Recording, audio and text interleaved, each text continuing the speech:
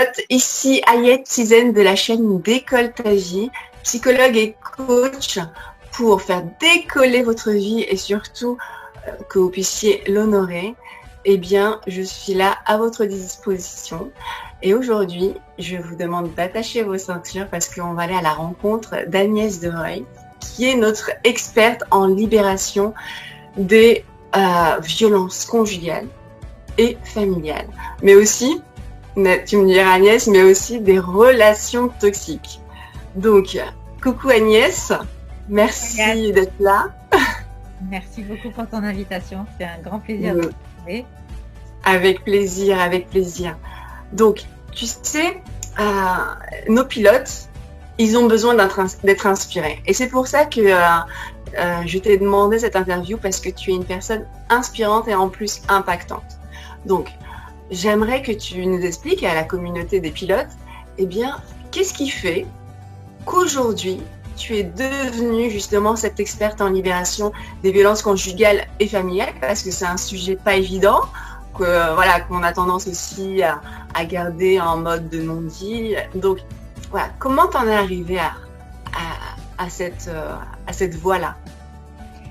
Alors, à la base, dans ma vie, effectivement, par rapport à ce sujet, j'ai moi-même été victime, enfant, de violences familiales, sexuelles, physiques et psychologiques. Okay. Et j'ai donc dû apprendre à gérer ça avec tout le poids du secret qu'il y a derrière. Et d'ailleurs, j'ai fait une vidéo dernièrement pour en parler, en lien avec, sur le plan plus personnel, en lien avec la sortie du livre de Camille Kouchner. Tout à fait. Et le nouvel hashtag MeTooInceste. Pour cette libération de la parole. Complètement. Mais aussi dans le but d'une réflexion, parce que parler c'est une chose, mais aussi comment en parler. Et donc voilà. Et face au poids du silence aussi, et face au poids d'avancer dans sa vie et de vouloir justement à un moment donné tourner la page. Donc moi, après ce qui m'est arrivé, je n'avais pas du tout envie de me lancer là-dedans. J'avais plutôt justement envie d'avancer et puis de construire quelque chose de nouveau. D'accord. Donc rien à voir. Rien à voir. C'est-à-dire que moi, je suis passionnée de littérature. Et j'ai donc j'ai fait des études généralistes en droit et en lettres. Et j'ai commencé à travailler dans la communication écrite. Et je me suis orientée ensuite vers les récits de vie. Donc, je travaillais sur la conception de sites internet pour les professionnels. La communication, les messages. Et parallèlement avec des particuliers sur tout ce qui est récits de vie et parcours. Voilà, ça c'était ma flamme première et c'est toujours ma flamme. Elle est toujours là. Elle est toujours là, elle est dans la communication. Mais c'est vrai que lorsqu'on a été victime d'agression, il y a cet aspect souterrain qui reste. Cette blessure, cette blessure dans les relations avec les hommes en fait. Enfin, je parle en tant que femme, donc forcément, comment se situer puisque lorsqu'il y a une agression dans la famille, qu'elle soit agression donc incestueuse avec certains membres de la famille, ou que ce soit non incestueux, mais quand même de la famille élargie ou les amis de la famille, en fait, qu'on considère un peu plus large, membres du cercle. Eh bien, là, c'est vrai que j'avais du mal à me situer, à faire confiance, ou alors je faisais trop confiance. Un extrême. Soit pas assez, soit fermé. Zéro confiance. Voilà. Donc, et ça a été, j'ai eu un parcours de vie qui a fait que, bon, à un moment donné, j'ai été de nouveau victime d'une agression de la part de la personne qui m'avait agressée justement enfant, qui est revenue dans ma vie à l'âge adulte. Ça s'est répété à l'âge adulte. Voilà, enfin du moins qui a a voulu Recommencer. reprendre contact, obtenir certaines choses et où ça a débouché sur une histoire qui a pris beaucoup plus d'ampleur et qui a eu aussi un impact judiciaire à ce moment-là de ma vie et ça m'a perdue. Ça m'a perdue sur le plan personnel et je me suis tournée à cette époque où j'ai été vraiment fragilisée et puis obligée vraiment de me confronter à mon passé. Ça m'a amenée à me tourner vers un homme vraiment toxique. D'accord. Et manipulateur et qui a utilisé cette fragilité-là pour voilà, pour s'en servir, pour me séduire, pour obtenir. Il l'a senti. Il a senti cette fragilité. Et donc voilà, et je me suis laissée engluer dans cette relation-là. Avec en toile de fond une autre problématique familiale qui revenait, que j'ai évoquée. Et là, il a fallu que je fasse face. Ouais, là, tu pouvais plus, fuir. Voilà, je pouvais plus aller de l'avant en me disant tout ça c'est derrière, on avance, on continue. Tu pouvais pas mettre tes œillères. Voilà. Et alors, quand je dis la vie est belle, c'est-à-dire que vraiment, une fois que je suis sortie de ce cercle vraiment familial, que j'ai pu partir vraiment. Et moi, mon objectif, c'était partir sans me retourner. C'est juste qu'on essayait de me retrouver. C'était voilà. Mais j'étais tellement... il y avait une part vraiment de libération personnelle. Et la vie, elle était vraiment belle, c'est-à-dire que j'ai eu des expériences très intéressantes, j'ai fait le métier que je voulais, j'ai eu un enfant, je me suis mariée aussi à un moment donné. Voilà, donc il y a eu un divorce à un moment donné, mais qui n'était pas en lien du tout avec la violence, parce que parfois, il y a des séparations pour d'autres raisons. Bien sûr. Et voilà, donc... mais c'est vrai que... voilà, j'ai toujours eu en moi quand même une vraie joie de me lever le matin, de découvrir, de lire, d'écrire, de rencontrer différentes personnes. Donc voilà. Et qu'est-ce qui a été le déclic, Agnès? Qu'est-ce qui a été le déclic justement chez toi? À quel moment? Pour la joie ou pour... Vraiment, tu as pris conscience que là, c'était plus possible et où tu as pris les devants, tu ne pouvais plus fuir. Très vite, c'est-à-dire aux premiers actes de violence, aux premières menaces, aux premiers squages, aux premières insultes. Ça a réveillé quelque chose dans ça a réactivé. Là, j'ai compris que cette relation-là, elle était vraiment toxique et que ça ne pouvait pas continuer. Et que ça n'allait pas continuer. Tu avais pris la décision. J'avais pris la décision, sauf que je m'étais mariée et que tu ne divorces pas comme ça. Et donc, voilà, ça a été très compliqué de voir comment l'appareil judiciaire fonctionnait, comment malgré un jugement de non-conciliation qui m'attribuait ma maison, en fait, mon domicile conjugal, et quand même, finalement, le gars, il restait dans la maison et que personne ne l'en chassait, en fait, que tout l'appareil, voilà, qu'il y a eu du squat, qu'il y a eu encore d'autres violences, qu'il y a eu du chantage, qu'il y a eu tellement de choses qui se sont passées. Plein de paramètres. Il y a eu un tel décalage entre la licence en droit que j'avais faite, tout ce que j'avais appris sur le plan théorique. Autrement dit, tu vois, les infractions et ce qui en découle, la procédure, comment ça se passe et tout. C'est ça. Tu avais la théorie et tu avais la pratique. Quand j'ai été confrontée à la pratique, j'ai l'impression que j'étais dans une autre dimension. C'est ça. Et là, c'était presque il y avait de l'ordre limite de la sidération, de se dire... quand j'ai voulu porter plainte, justement, j'ai été confrontée à une femme qui m'a dit, une femme en plus, j'imagine, qui m'a dit, vous vous êtes pas mariée un peu trop vite, elle m'a sorti. D'accord. Non, je prends pas votre plainte, dégagez quoi, en gros. Là, c'est une autre violence, c'est une autre forme de violence, en fait. C'était une grosse forme de violence. Donc, c'était... dégager, c'est le sentiment que j'ai eu vraiment d'être balayée. Après, c'est bon, je prends pas votre plainte, rentrez chez vous. Voilà, ça c'était clair. Et là, je me suis dit, Comment tu te sens là? ça va être compliqué, mais ça va le faire.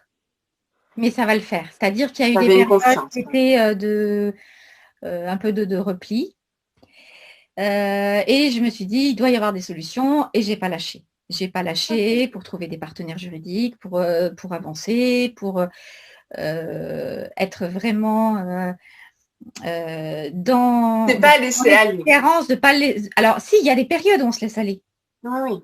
Mais je veux dire, Voilà. tu savais qu'il y avait quand même des solutions. Tu t'es dit, il y a quand même des solutions. Il y avait un cap. Il y avait un cap. Et c'était pas possible que l'histoire, elle se termine Comme ça. mal. Il fallait que. Justice, quelque part. Voilà, c'est ça, ou aller jusqu'au bout. Aller jusqu'au bout.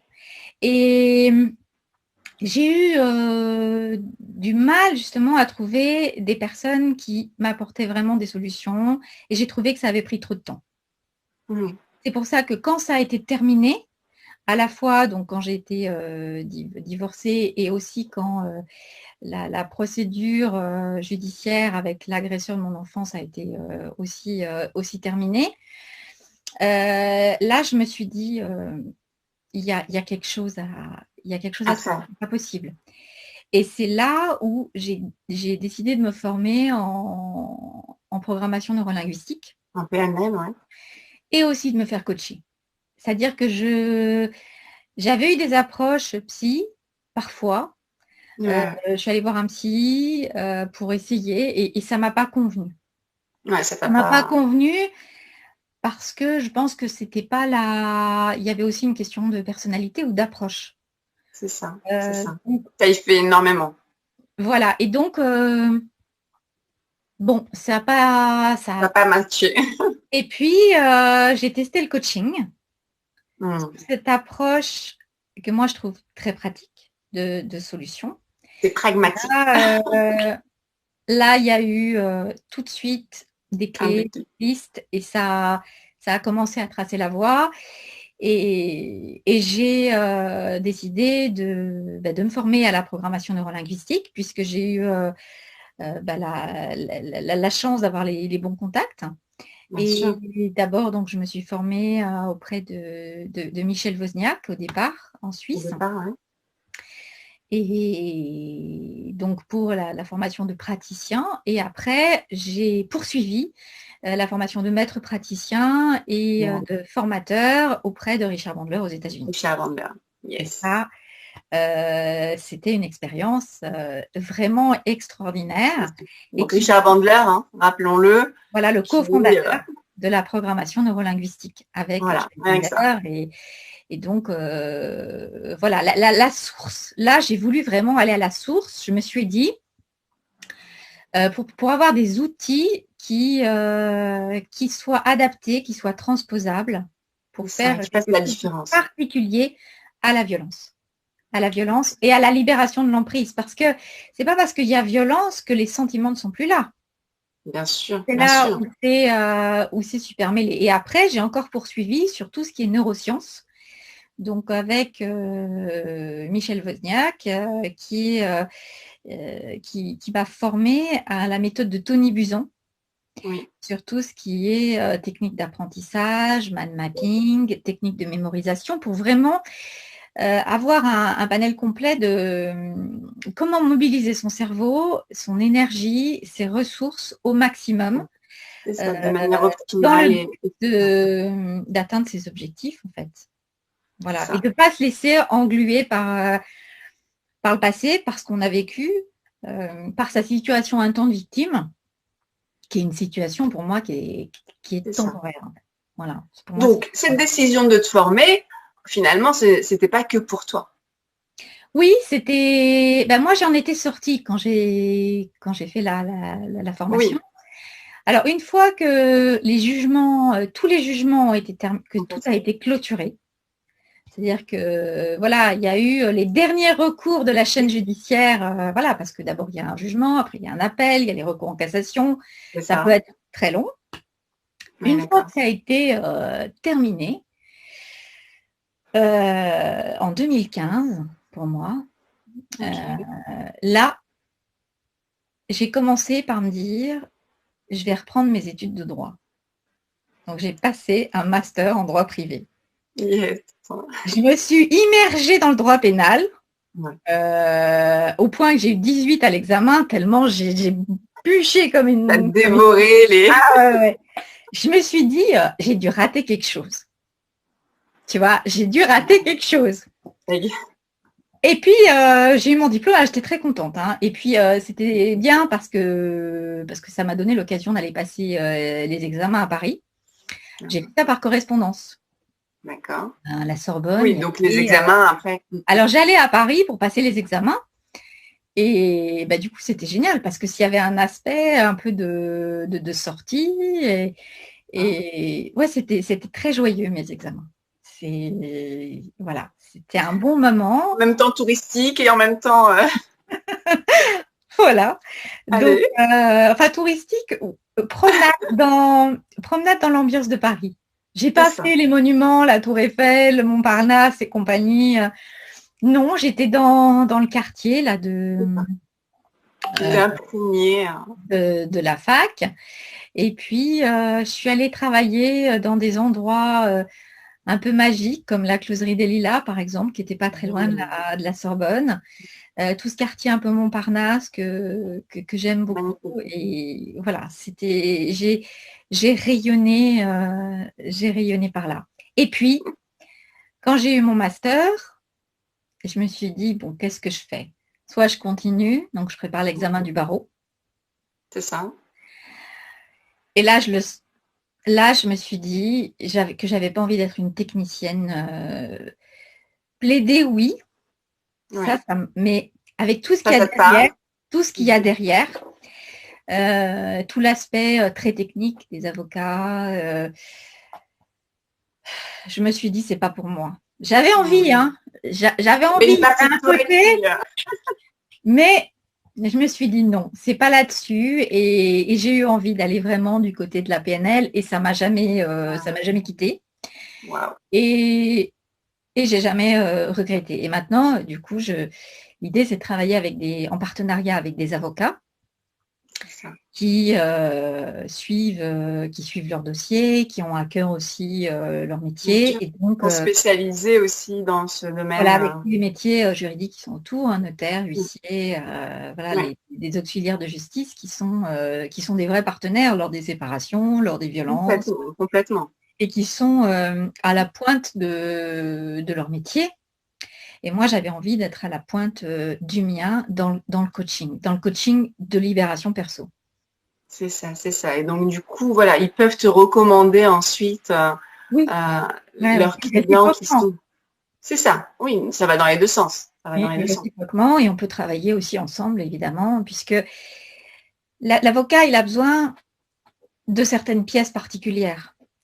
Il n'est pas là pour écouter son client finalement sur le plan émotionnel. Voilà, il est là pour avoir des pièces, pour avoir des documents, pour avoir des faits, pour avoir des dates, pour avoir des lieux, pour avoir des preuves. Mais pour fournir ça à son avocat, il faut être en état de le faire. Il faut remettre le nez dans ses comptes, il faut mettre le nez dans les photos, il faut appeler les gens qui ont été témoins. C'est ça, c'est ça. Donc ça mobilise des ressources que quand on est au cœur de la tempête, on n'arrive pas à mobiliser tout seul. Et moi, j'ai connu ça, hein, parce que justement, c'est pas ce que je seul face à une montagne. Moi, j'aurais connu le coaching avant où j'aurais été accompagnée à ce moment-là, j'aurais gagné des mois, voire des années. Ça peut se compter en années. C'est ça. T'imagines, c'est énorme. Donc, voilà, mon idée, c'est le coaching, ça fait gagner du temps. On est d'accord. je te rejoins. C'est-à-dire que ça ne veut pas dire qu'on ne peut pas s'en sortir tout seul, mais les efforts que tu as... Voilà. Exactement. Les efforts que ça coûte. Oui. Voilà, le coaching, c'est permanent pour évoluer. C'est ça. Voilà, pour soi-même franchir d'autres paliers et être chaque jour au plus performant en fait. Exactement, vraiment découvrir qui on est en profondeur et ce pourquoi on est fait en plus. Tout à fait. C'est-à-dire trouver sa mission de vie. Et j'ai l'impression que toi, tu l'as trouvée dans ce que tu es en train de réaliser au quotidien, auprès de tes coachés, auprès de tes partenaires aussi de travail. Oui. Donc, est-ce qu'aujourd'hui, est-ce que tu te sens aligné? Est-ce que tu as l'impression qu'aujourd'hui, ta vie, elle a décollé de par Elle décolle tout ton... le temps. J'ai l'impression que ça décolle tout le temps et que ça continue à monter en fait. C'est ça, Et, elle continue à être en ascension. mais ça demande du carburant permanent. Oui, oui. En fait, à un moment donné, on peut se dire, ça y est, je suis arrivée. Ça y est, tu Donc, tu coules, arrives à destination. tu vois, Bon. te plane. Sauf que quand tu es en mode planeur, ça a des limites et du coup, tu stagnes. Oui, d'accord. Et il y a, ça capote, ça marche plus. C'est ça. C'est- Parce que la stagnation, en fait, Ça n'existe s'enraye. pas. Ouais, ça s'enraye. Donc, tu régresses. Ouais, Dès qu'on parle de stagnation, en fait, c'est une régression, quelque part. ouais, ouais, ouais. Donc, et quelque Ça part, comment n'alimente plus la joie de vivre, en fait, c'est ça le truc. ça? C'est-à-dire Pourquoi donc? que, oui, il y a moins d'énergie pour se lever le matin, moins d'envie. Donc, tu te retrouves dans ta zone de confort, mais qui n'est plus aussi confortable, quelque part. C'est ça, c'est-à-dire, Ça fait le tour. ouais, ouais, très bien résumé. C'est un peu ça. Comment tu vas retrouver du carburant, justement, pour continuer ton ascension? Alors, mon carburant, il est en grande partie dans une activité toute simple, mais qui me fait un bien fou, qui est la marche. Moi, j'ai besoin voilà, de marcher, de me promener. Donc, je vais soit en bord de mer, du côté de l'Atlantique, Avec la mer en prime. soit en montagne. Voilà, je suis une passionnée de montagne. Et donc, voilà, c'est vraiment un carburant qui est hyper puissant pour moi. C'est ça. La neige, il y a ce côté enfantin, pétillement. Surtout quand c'est tes premiers pas, tu sais. Ouais, non, j'y suis allée il n'y a pas très très longtemps.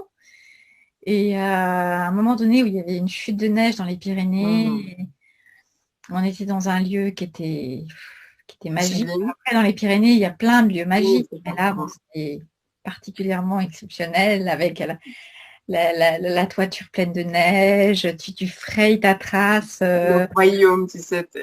C'est ça, le royaume des neiges. Le petit temps féerique. C'est exactement ça. Et ça, c'est hyper important. Et en fait, ce qu'Agnès est en train de dire, c'est que en fait, chacun a son mode de carburant. Pour Agnès, ça va être justement la marque, que ce soit en montagne ou en mer. Mais vous pouvez aussi trouver vos carburants propres. Il y en a, ça va être la méditation. Il y en a, ça va être le chant. Il y en a, ça va être la peinture. Mais c'est vraiment de trouver en vous cette ressource-là qui va venir vous ravitailler en carburant. Et ça, c'est juste exceptionnel. Et plus vous allez vous découvrir et plus vous allez savoir quel est votre carburant. Et j'ai envie de dire, on peut en avoir plusieurs. C'est pas limité à un seul. On peut avoir plusieurs. Par exemple, je pensais à toi, Agnès, avec l'écriture. Donc, ça peut être aussi des moments où, pareil, tu vas aller te recharger. Oui, alors effectivement, je dis la marche parce qu'il y a une grande partie de mon métier, elle est sur un ordinateur ou elle est sur une table où j'écris, parce que j'écris beaucoup à la main aussi. Et les écritures sont pas les mêmes. Et donc, je lis beaucoup. Donc là, forcément, des statiques, j'écris beaucoup. Donc là aussi, il y a des statiques. Alors, je lis aussi sous forme audio. Je suis fan de livres audio depuis longtemps. Et je crois beaucoup à la puissance des mots qu'on entend. Et donc, c'est un canal. Hein. C'est un canal pour moi qui est très important. Je suis... et du coup, d'ailleurs, c'est pour ça que mon entreprise d'écriture s'appelle À lire et entendre. C'est pas pour rien. On est d'accord. Depuis 2002. C'est Voilà. ça. Et donc j'enregistrais aussi des livres audio quand j'étais plus jeune. Et donc voilà, l'audio est pour moi quelque chose de très important. Alors je fais des vidéos. Je fais des vidéos Sur ta chaîne, ouais. Sur ta voilà, chaîne, mais je vais on mettra dans. développer un peu plus l'aspect audio pur prochainement. Le C'est ça, retour 2021. voilà, 2021, etc. C'est ça, génial, génial. C'est plein de beaux projets en tout cas pour 2021. Donc ça c'est déjà extraordinaire. Même si voilà, on est dans un environnement incertain, ça ne t'empêche pas et ça n'empêche pas énormément de personnes de continuer à avancer. Ça c'est une première chose qui est très importante. Maintenant, on va parler peut-être des pilotes qui eux sont en plein dedans, qui vivent justement ces situations difficiles. Qu'est-ce que tu leur conseilles déjà dans un premier temps, à quel moment on peut se rendre compte qu'on est dans une violence conjugale, familiale? Quels sont les premiers signes? Parce que des fois, on s'en rend pas compte tout de suite. Alors, il y a l'aspect de la violence et il y a aussi donc la zone d'agression, c'est-à-dire qu'elle soit verbale ou qu'elle soit physique. Donc, la zone d'agression verbale, elle est de deux types. Elle est soit dans la dévalorisation, Tout à fait. où ça tire vers le bas progressivement, c'est-à-dire que l'énergie, c'est comme si elle se vide à chaque jour à chacune des paroles. C'est ça. Et après, il y a la dévalorisation, enfin, il y a donc cette dévalorisation, et après, il y a l'insulte, qui est brute. Et voilà. Donc, il n'y a pas de filtre. Là, c'est il n'y a pas de filtre. direct. Autant la première, elle peut être un peu plus insidieuse, un peu plus sournoise. Voilà, où on la voit moins et on pense que on peut penser que c'est de sa faute. C'est-à-dire, j'ai beaucoup de coachés qui se disent, mais je suis pas assez Complètement. je prends effectivement, je suis pas belle, je suis trop grande. Rejoindre la parole de l'autre, finalement. Trop grosse, je suis pas assez diplômée, je suis ici. Le verbe être, en fait, où il y a le tu. C'est toi ou ce qu'on entend, en fait. Et donc le doute, il est semé, là. Le voilà, doute est semé dans l'esprit. C'est saupoudré, en fait, finalement, au quotidien. Et là, le signe, c'est qu'on n'est pas heureuse, en fait. Ou qu'on n'est pas heureux, parce que ça marche dans les deux sens. Il y a des hommes aussi. Oui, on est d'accord. De violence. Donc, voilà, à partir du moment où on n'est pas heureux dans sa vie, là, c'est déjà un signal. Et après, il y a la violence physique. Donc là, j'avais fait une vidéo, une de mes premières, c'était sur la première claque, en fait. Ouais. Et là, en fait, il n'y a pas de retour. À partir du moment où il y a de la violence physique, ça peut se suspendre. Une phase de regret, je ne referai plus, etc. Et puis ça revient. Pourquoi ça reviendra? Ça revient. Voilà. C'est un leurre que de croire. C'est une zone de non-retour, en fait, pour moi. À partir du moment où on passe vraiment à la phase physique, à la violence physique, c'est un point de non-retour. Ça veut dire que les barrières, elles ont été toutes quelque part dépassées et que. C'est ça, en fait. Donc là, c'est les premiers signes de se dire la relation ne peut pas fonctionner. Alors, il y a cette tentation lorsqu'on a des enfants de se dire que certaines femmes veulent prendre sur elles pour protéger leurs enfants. En se disant, c'est-à-dire protéger un paratonnerre. Oui. Mon conjoint tape sur moi, donc je protège les enfants. C'est ça. Au contraire, c'est-à-dire qu'à un moment donné, il y a beaucoup de situations où après, il y a le passage aussi sur les enfants. Bien sûr, bien sûr. Et même, j'ai envie de te dire, même s'il n'y a pas passage à l'acte sur les enfants, la violence, elle reste quand même indirecte. Elle n'est pas directe sur les enfants, mais elle reste quand même indirecte via les enfants. Et ça, c'est important aussi que les personnes concernées, nos pilotes qui nous écoutent, comprennent que même si c'est uniquement sur eux qu'elle est faite, cette violence, il y a une violence indirecte qui passe pour ceux qui sont autour, notamment les enfants. C'est terrible pour des enfants de voir leur mère se faire taper dessus et l'impuissance. Ça arrive, cette impuissance. Et en plus, le fait que c'est comme si c'était une fatalité.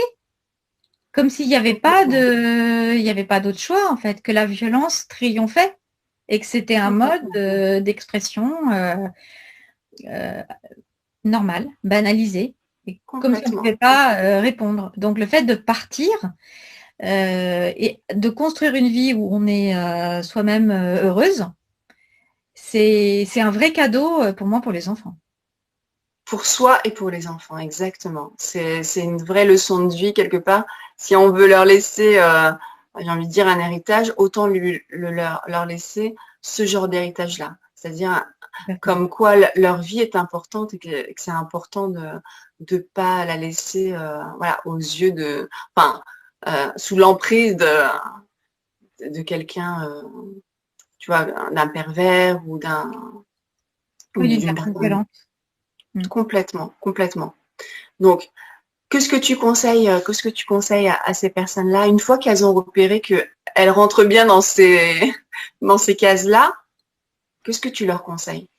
Alors, je conseille de préparer stratégiquement son départ. Ok. Pour ne pas avoir à revenir. Pour éviter quelque chose qui est vraiment terrible, qui est le faux départ. C'est-à-dire, on part quelque temps et puis on revient. Et on revient. Donc, il se passe là.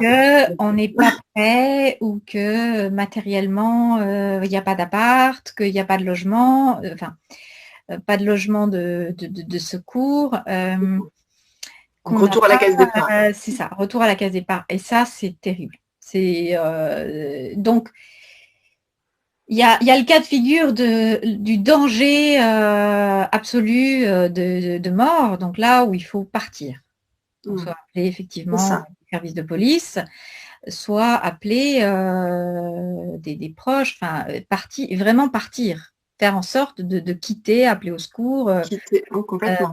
Voilà, quitter pour sauver sa vie. Et aussi, mon conseil, c'est partir avec ses enfants. Oui. Voilà, ne pas sur le fait que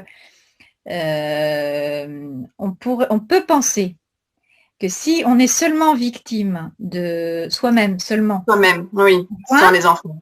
Le fait de partir et de laisser les enfants temporairement, vu qu'ils ne sont pas victimes de violence, eux, peut être une solution. Ça peut l'être. Pour moi, ça ne l'est pas. Et j'ai vu des situations où après, il y a des problématiques justement par rapport à ça qui sont lourdes. On peut dire que la violence peut se déplacer, du coup. Voilà. Donc,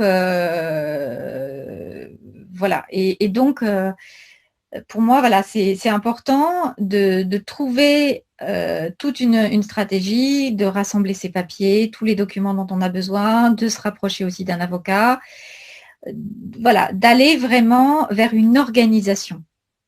Une séparation, un départ, surtout quand il y a des enfants, ça demande une logistique. C'est là-dedans en fait que mon travail m'apporte vraiment beaucoup parce que c'est là où pour moi elle est ma différence en tant que coach sur cette stratégie-là. C'est d'accompagner de donner cette énergie pour dépasser les difficultés administratives, une étape après l'autre aussi, d'aller voir l'assistante sociale s'il faut, enfin de prendre les choses dans l'ordre, parce que quand on est dedans, on ne sait plus pour aller demander un logement social, complètement. Trouver une caution. La personne est déboussolée, donc quelque part tu restes, voilà, c'est comme son gouvernail au final. Parce que quand on est dedans... Aider à garder la barre. C'est-à-dire que moi, je ne suis pas le gouvernail, mais aider la personne à ne pas lâcher la barre. À le tenir. Voilà. À tenir et à se diriger pour garder le cap. Et c'est la même chose pour les audiences, par exemple. C'est-à-dire se préparer à une audience, c'est fondamental. Ou à des rendez-vous particuliers en lien avec les enfants, au niveau des différents services, où on est obligé de déballer son histoire, Parce que c'est ça, en fait. Le problème, c'est que là, plusieurs fois. il y a cette notion où il y a une nouvelle violence, où on est obligé presque de se justifier et de déballer des choses même intimes sur la violence du couple, qui peut être donc dans les mots, et on les redit, donc on les revit. Il peut y avoir aussi les violences sexuelles, la question du viol conjugal aussi, qui est quand même Bien sûr qu'il y a un sujet qui est quand même réel. Donc c'est là où il faut, à un moment donné, c'est très important d'avoir les outils. C'est en ça que la PNL, elle est extrêmement puissante pour moi. C'est d'arriver justement à se préparer soi pour ces audiences, pour être à même de dire ce qu'on a vécu de façon efficace. Efficace pour que les magistrats qui sont en face puissent l'entendre, puisqu'eux, ils sont là pour juger des faits, des éléments objectifs. Donc, même si j'adore les récits de vie, puisque j'en fais et j'en écris, là, c'est un autre moment. On n'est pas là à une audience pour raconter sa vie en détail. On est là pour exposer des faits en lien avec des infractions ou en lien avec une séparation sur des biens matériels, sur... oui, complètement. Voilà, des éléments qui sont très différents de cette notion finalement de justice ou d'émotionnel. Complètement. Là, au niveau du tribunal, ils ont besoin d'éléments, ils ont besoin de faits. Et c'est en ça que tu vas venir en aide à faire le tri finalement entre l'émotionnel et le factuel pour pouvoir aider et accompagner la personne au mieux justement dans ces procédures qui peuvent être très lourdes déjà psychologiquement et émotionnellement. Tout à fait. Donc, c'est juste énorme. C'est juste énorme et c'est vrai que les personnes ont besoin d'être coachées. Et ça, vraiment, c'est une chance incroyable de te trouver parce que tu es passé par là. D'autres personnes sont aussi passées par là et n'avaient pas justement cet accompagnement. Et comme tu dis, on y perd non seulement de l'énergie, on y perd énormément de temps et ça peut se compter en années. Alors que le simple fait de savoir que des personnes comme toi existent et que voilà, tu es là pour eux, pour les rebooster, pour leur redonner de l'énergie et les accompagner jusqu'au bout des procédures, ça fait totalement la différence. C'est quelle est ta j'ai envie de te dire ta meilleure expérience, ton meilleur accompagnement qui t'a le plus ému? Alors là, je ne saurais pas te répondre. C'est un peu comme si tu me disais quelle est le meilleur récit de vie que tu as fait. Oui. C'est que chaque histoire, elle est vraiment touchante. Les femmes et les hommes qui viennent me voir ont vraiment à cœur de s'en sortir. C'est-à-dire quand on fait appel à un coach, c'est parce que vraiment on veut que ça change. C'est-à-dire qu'on ne veut pas seulement être écouté, on veut du changement. Réussir à transformer la situation et avoir des objectifs à la fois personnels et professionnels. Parce que l'indépendance financière, elle est énorme. Et le coaching, finalement, ça a un coût. Mais c'est un investissement puisque ça peut déboucher justement sur le fait de trouver un nouveau travail, sur le fait de se mettre à son compte pour une activité, pour être indépendant. Et donc, voilà, ça donne une impulsion. Et par exemple, si on est dans une situation où on ne gagne pas d'argent, où on procrastine, où on ne sait pas par quel biais commencer, on n'a pas de CV, on veut partir, mais on n'a pas de travail. Exact. Donc là, voilà, investir sur du coaching qui va permettre de trouver du travail et de gagner de l'argent, et là, ça va avoir des répercussions financières, voilà, qui sont, voilà, on sème une graine et ça va pousser. Donc, ok, il faut acheter la graine, mais les résultats vont être super importants. Donc, les personnes qui viennent me voir, elles ont vraiment compris ça, et certaines investissent. Ça peut être un budget important proportionnellement, mais moi je l'ai fait ça.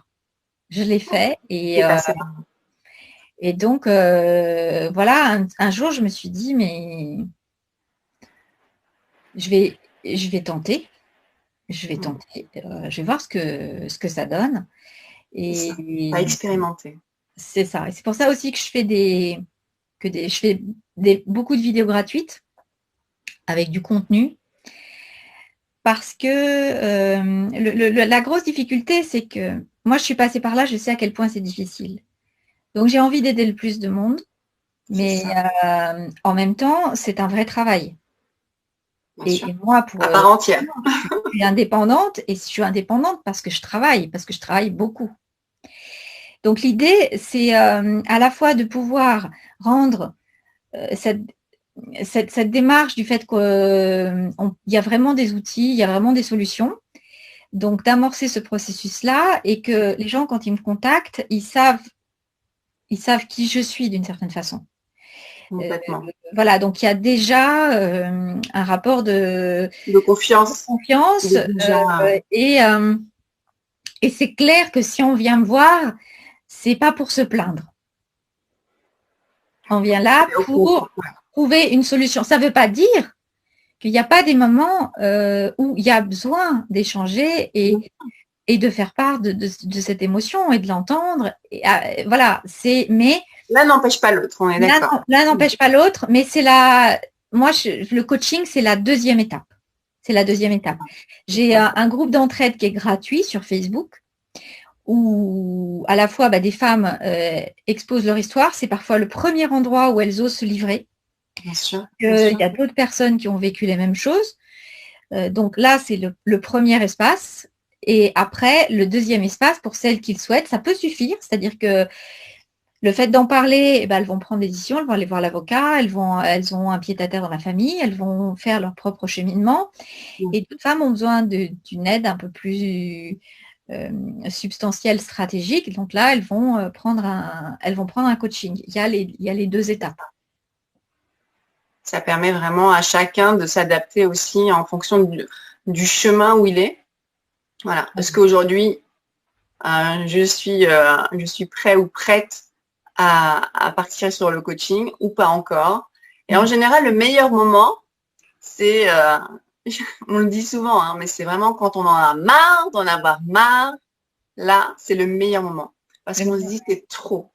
C'est trop. Et là, on peut être sûr que la personne, c'est bon, elle a les crocs et elle est déterminée à aller jusqu'au bout. Le meilleur moment, c'est maintenant, quoi. C'est ça. Stop. C'est quand on se décide et quand ça se fait. Et souvent, moi, je propose un appel.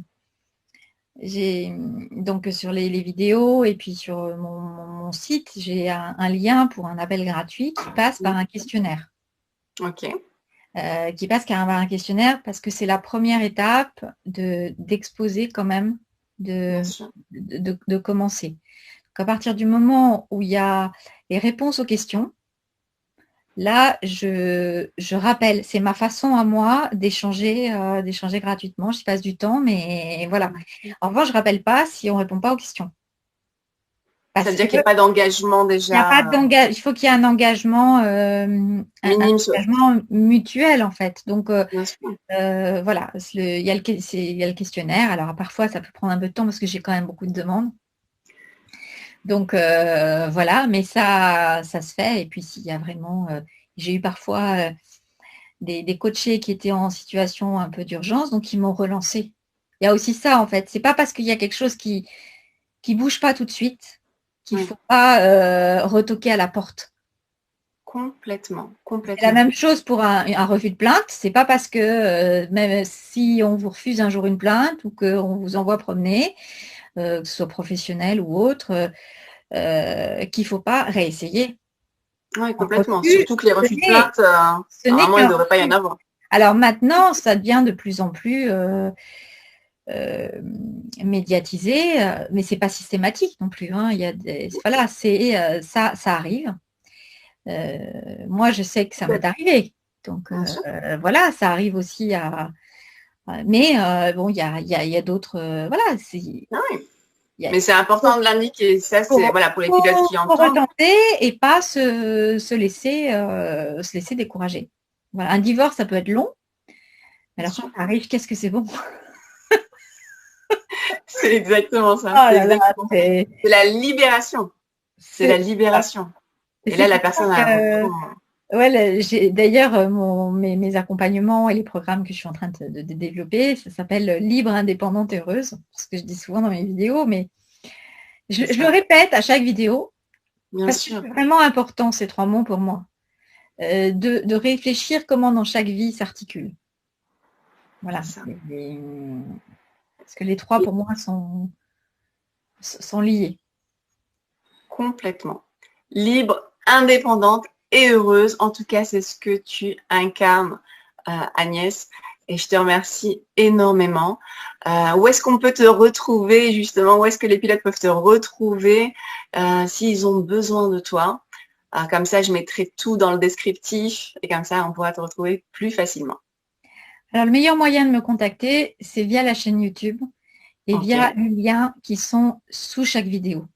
Parce que les médias sociaux, il y en a plein. Donc, je suis aussi sur Facebook, un peu sur Instagram, un peu sur LinkedIn aussi, un peu sur Twitter. Bon, voilà, j'aime bien. Un peu sur les réseaux. Communication. C'est une partie de, enfin, c'est une partie de mon métier, en fait, dans la communication en tant que rédactrice, puisque j'ai vraiment les 2 activités qui s'auto-alimentent. Et d'ailleurs, une de mes plus grandes joies, c'est quand quelqu'un vient me voir en coaching et qu'après, ça débouche sur un accompagnement en communication pour lancer une nouvelle activité ou déboucher sur un poste. C'est là, en fait. Là, c'est génial. Ça continue sur l'aventure. Ça veut dire que ça bouge et que ça avance. Donc, voilà. Et alors, pour mes clients et clientes, je suis sur tous les médias, c'est-à-dire que je rédige pour les différents médias sociaux, mais pour moi, je peux pas être partout. Donc, je poste à différents endroits, mais là où je réponds, c'est sur YouTube. Ok. Donc, vous savez ce qu'il vous reste à faire, les pilotes. Et là, sur le lien où ça débouche, ben là, il y a une réponse, en fait. Parce que parfois, on me dit, je vous ai écrit sur Instagram. Oui, mais j'ai pas, moi, je suis pas sur Instagram, en fait. Donc, ça peut prendre un décalage. Donc, mon média à moi, c'est YouTube. Voilà. Le message est clair. Donc, vous retrouverez Agnès, et bien sûr, sur les différents réseaux, mais vos réponses, vous les retrouverez sur YouTube. Et quel est le cadeau que tu veux faire justement à nos chers pilotes? Alors, le cadeau, c'est ce temps, en fait, d'échange gratuit. Alors, ça peut être soit sous forme d'un appel, ça peut être aussi sous forme d'échange par écrit, sur WhatsApp ou Messenger, enfin tous les médias, Telegram, etc. Enfin, selon les différentes solutions, des canaux. Une fois qu'on l'a décidé ensemble, pour après donc le premier contact sur YouTube. Bien sûr. Voilà. Là, on n'y déroge pas. Ça peut être écrit lorsque justement il y a une situation où on ne peut pas parler, où on n'est pas seul ou autre, ou par texto aussi, de façon toute simple. Et donc là, voilà, et puis je propose de mettre de préciser que vous venez de la part de Hayat, de la chaîne Décolle ta vie. De façon à ce que je le sache et puis que justement pour des nouveaux programmes qui sont en cours, vous soyez les premières et les premiers informés. Waouh. Voilà. Merci Agnès pour ce beau cadeau, en tout cas pour nos pilotes qui nous écoutent et surtout qui vivent justement ces moments qui sont pas du tout évidents. Et quand on est seul, c'est beaucoup plus délicat, c'est beaucoup plus, on n'y voit pas le bout quelque part. Et là, le fait d'avoir quelqu'un qui est non seulement passé par là, mais qui est aussi experte, ça enlève pas qu'une épine, j'ai envie de dire du pied, mais ça enlève un tas d'épines. Donc, merci véritablement pour tout ce que tu apportes au quotidien à travers tout ce que tu peux partager au niveau de tes vidéos et au niveau des différents posts sur les réseaux. Merci encore. Et les pilotes, j'espère que cette vidéo vous a plu. En tout cas, si vous vous sentez concerné, contactez Agnès parce que vous serez pris en main comme jamais. Et surtout, si vous connaissez quelqu'un aussi dans votre entourage et qui n'ose pas, et vous savez que cette vidéo peut lui servir, eh bien, diffusez-la auprès des personnes qui en auront besoin. Et puis, abonnez-vous à la chaîne si ce n'est pas encore fait pour rejoindre cette merveilleuse communauté des pilotes pour avoir une vie inspirante et surtout décoller votre vie. Agnès, merci beaucoup. Merci beaucoup à toi, Hayat. Ça m'a fait très plaisir d'échanger pareillement avec toi et de te retrouver. Merci et je te dis à très vite. À très vite. Bisous.